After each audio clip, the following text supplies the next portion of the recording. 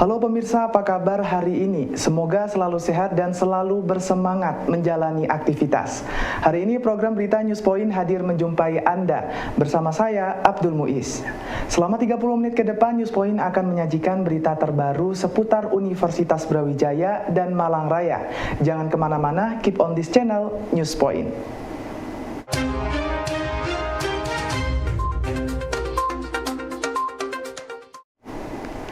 Ajang pemilihan mahasiswa berprestasi nasional yang diadakan oleh Puspresnas menjadi atensi bagi Universitas Brawijaya dengan menyiapkan kandidat terbaiknya. Sesuai ketentuan, setiap universitas dapat mengirimkan satu nama mahasiswa jenjang sarjana dan satu nama jenjang diploma. Wakil Dekan 3 Fakultas Kedokteran UB Dr. Eriko Praweningtyas menjelaskan Universitas Brawijaya sudah melakukan seleksi dari tingkat fakultas hingga terpilih 2 nama terbaik di tingkat Universitas Brawijaya.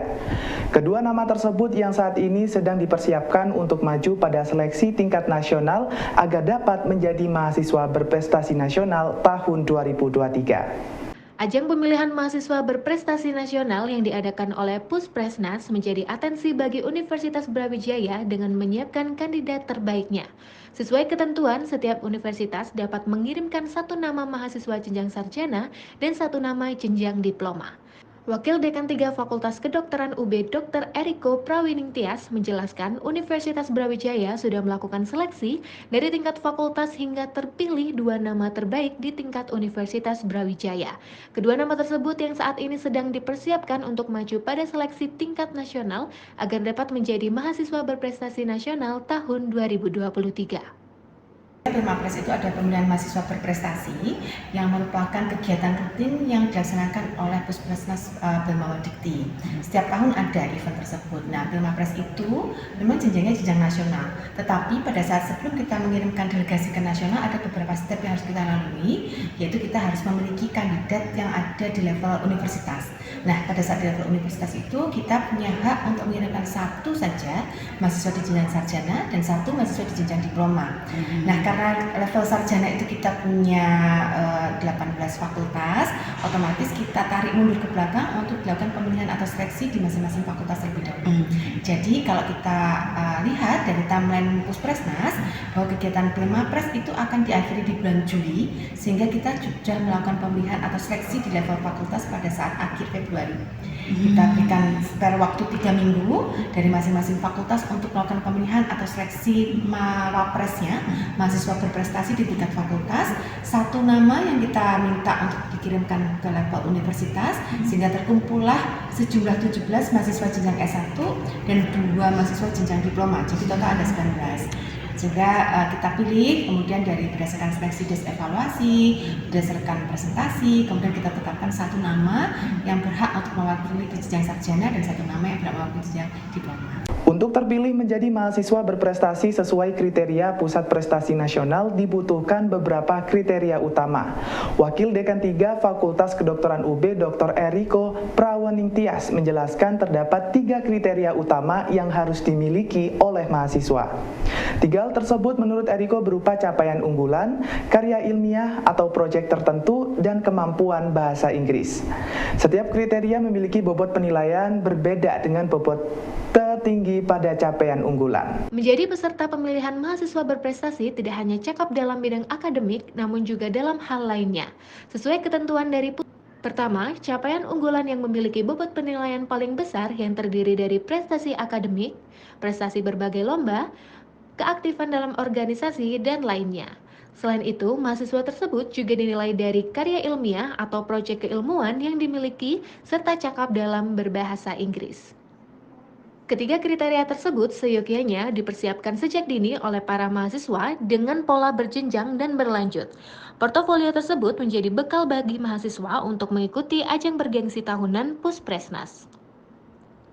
Melalui pemilihan mahasiswa berprestasi diharapkan dapat memacu motivasi mahasiswa untuk aktif dalam kegiatan akademik, pengabdian masyarakat, dan jenjang internasional melalui kemahiran berbahasa Inggris. Jadi tadi dikatakan bahwa seleksi dari masing-masing mahasiswa itu ada beberapa kriteria, Pak. Jadi kriterianya ada satu berdasarkan capaian unggulan. Capaian unggulan itu porsinya besar, 50% untuk jenjang sarjana dan 40% untuk jenjang diploma. Dan itu dilihat dari prestasi kompetisi, karir organisasi, apakah mahasiswa aktif atau tidak dalam kegiatan pemberdayaan masyarakat, bahkan hasil karya seperti mereka punya haki, paten, itu juga menjadi suatu pengakuan, dan bahkan mungkin mereka aktif dalam kegiatan minat bakat, itu juga menjadi suatu poin kecil. Artinya adalah CU atau capaian unggulan itu adalah yang membuat seorang mahasiswa berprestasi itu bisa dilihat utuh, bukan hanya dari satu sisi kepakaran pengalaman saja, tidak. Tapi artinya mahasiswa berprestasi itu diharapkan punya sekian banyak poin dari sekian banyak bidang yang sama-sama unggul, sehingga kemudian itu dirambung menjadi satu untuk bisa menjadi suatu kekuatan dalam unggulannya. Yang kedua adalah kita lihat dari kemampuan dia menuliskan karya ilmiah. Kalau di jenjang sarjana namanya ada gagasan kreatif, yang di jenjang diploma namanya ada penerapan PI. Nah, itu juga poinnya sekitar 30%. Dan yang terakhir ada kemampuan mereka untuk berbahasa Inggris. Jadi ada poin penilaian bahasa Inggris sebanyak 20%.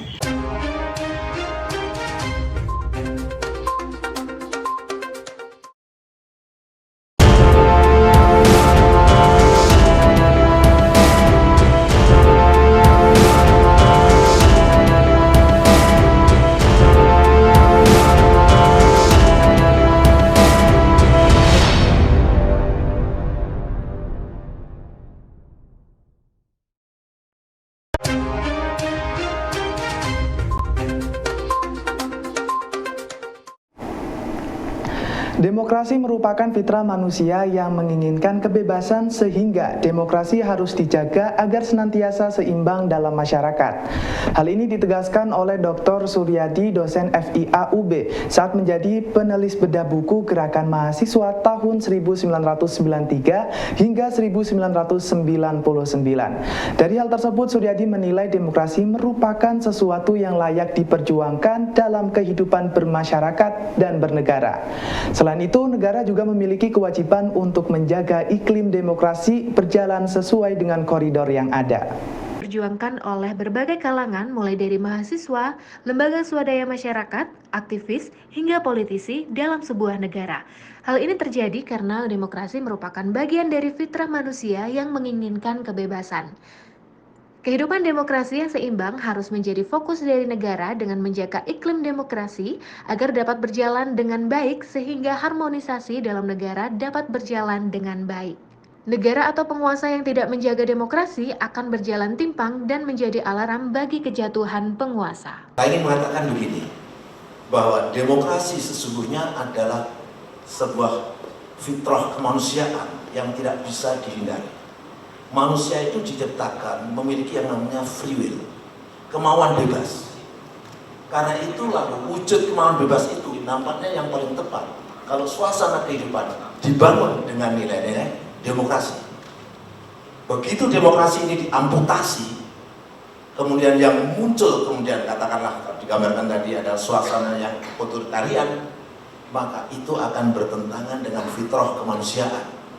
Karena pada dasarnya fitrah kemanusiaan kita menuntut ada ruang kebebasan. Oleh karena itu sampai kapanpun dan dimanapun akan kita temukan gerakan demi gerakan dalam rangka untuk menuju kepada demokrasi. Manakala suasana demokrasi tidak lagi eksis dalam kehidupan. Dengan demikian sebetulnya ini pelajaran penting. Kalau katakanlah penguasa sebuah negara sadar bahwa demokrasi itu adalah gerak fitrah kemanusiaan, dan karena itu harus diciptakan suasananya. Jika tidak, maka sesungguhnya dia sedang menunggu kejatuhannya. Pengamat politik dan dosen FISIP UB Wawan Sobari menilai perlu ada link atau penghubung spirit gerakan mahasiswa 99 dengan generasi milenial saat ini.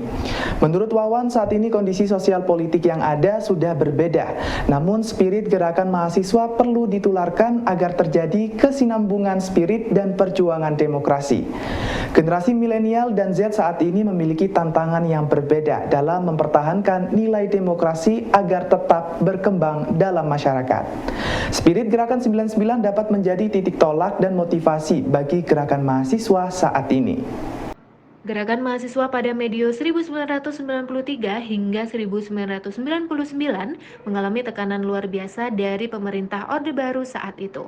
Namun gerakan mahasiswa tersebut juga menemukan momentum untuk menjatuhkan pemerintahan Presiden Soeharto pada tahun 1999. Tahun inilah yang kemudian melahirkan Orde Baru Reformasi hingga saat ini. Untuk meneruskan semangat tersebut diperlukan jembatan penghubung dengan generasi mahasiswa saat ini agar spirit perjuangan mahasiswa tersebut terus berlanjut. Saat ini gerakan mahasiswa memiliki tantangan yang berbeda dan makin kompleks. Yang menjadi pertanyaan sekarang adalah sebenarnya bagaimana kita melingkar antara warisan values yang disampaikan Pak Pius tadi, juga tadi disampaikan Pak Suryadi, dengan kecintaan kita dalam konteks nasionalisme era saat itu dan harus diwujudkan saat sekarang. Bagaimana kemudian mempertautkan antara kondisi generasi kami, jadi saya mungkin generasi terakhir, generasi X, ya, setelah itu masuk generasi milenial, generasi Y, kemudian sekarang ini mayoritas peserta semua generasi Z. Tadi dikatakan oleh moderator bahwa saya memang banyak bergerak di politik kreatif, terutama di urusan politik. Satu hal kajian yang memang masih agak asing ya dalam konteks politik. Dengan adanya link atau jembatan antar generasi, diharapkan semangat perjuangan mahasiswa terus berlanjut agar dapat menjadi elemen penegak demokrasi di Indonesia. Minuman jamu atau dari bahan herbal lainnya memiliki beragam manfaat untuk kesehatan dan pengobatan. Namun saat ini tidak semua orang dapat memproduksi minuman herbal seperti jamu. Hal ini menjadi perhatian Soindari Batik dengan menggelar pelatihan membuat jamu tradisional. Mak Tarmina, instruktur pelatihan jamu, menjelaskan tujuan dari pelatihan ini agar ibu rumah tangga mampu membuat dan menghadirkan minuman berbasis jamu dalam rumah tangga sebagai minuman kesehatan keluarga. Minuman herbal dan jamu merupakan warisan leluhur Indonesia yang kaya akan manfaat bagi kesehatan dan pengobatan.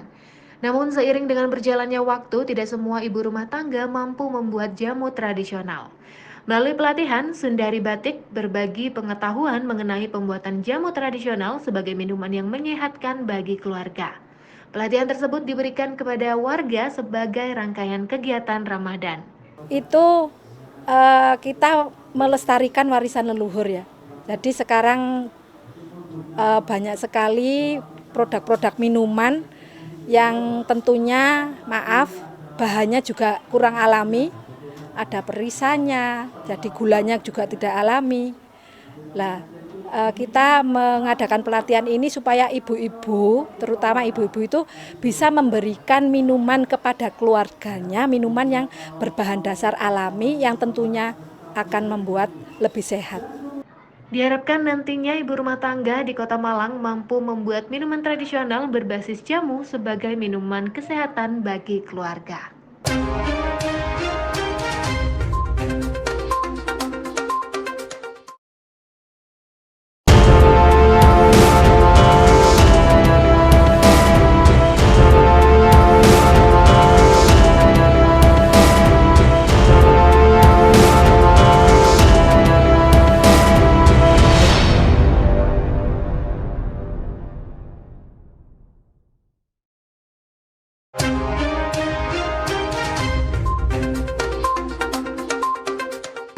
Sepekan menjelang Hari Raya Idul Fitri, Lazi Sabilillah menebar beberapa posko di beberapa titik strategis untuk melayani warga yang akan membayar zakat fitrah dan mal.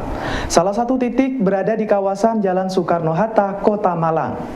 Andika, staf Lazi Sabilillah, menjelaskan dalam sehari terdapat tim Lazis yang berjaga di posko secara bergantian.